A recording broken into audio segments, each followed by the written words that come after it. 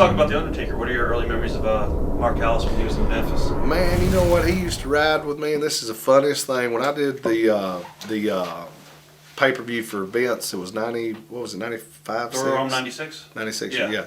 Well, they told me everybody, I guess, has got their own assigned dressing quarters or something, right? In which everybody always knocks Shawn Michaels and Triple H and everything, I guess, because they think they get their way. But man, when I went to that thing, they was the two coolest dudes to me. Which Shawn was always cool to me when he come through Memphis, but I hadn't been around Hunter none until up there, and they was the two coolest dudes to me out of that whole locker room. And I carried Mark around. Mark rode with me, the Undertaker, when he was in Memphis, and we hung out together. And we made trips I mean 4 days a week together, and we'd ride in my car because he didn't have enough money to put tires on his car.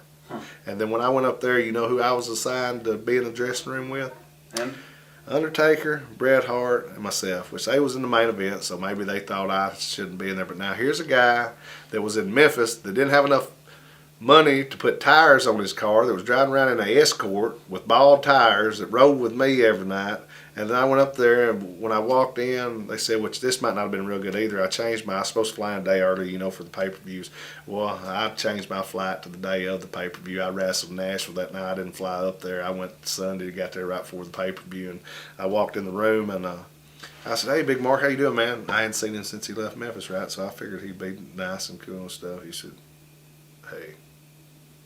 I thought, "Hey, here's a guy that didn't have money to put tires on his car, that I carried everywhere and didn't charge him nothing. And then he's going to be just so whatever, how many ever $1 million he's made or whatever, so what?" Right. But see, it's like you said, it's all about what have you done for me lately, I guess, because he sure didn't remember that he didn't have enough money to get to the towns without me. Wow. But I mean, ain't that strange? Yeah, totally. That's Did he lighten up to you at all, or was that pretty much it? Oh, well, right here we was sitting there and we was getting dressed, in which I went up and introduced myself to Bret Hart because I'd never been around Bret Hart. I said, "How you doing, Doug Gilbert?" And he said, "Hey," and I said, "You been doing okay, Mark?" And he said, "Yeah." I thought, man, fuck you. And everything. How did you get that gig anyway to go out and work at the Royal Rumble?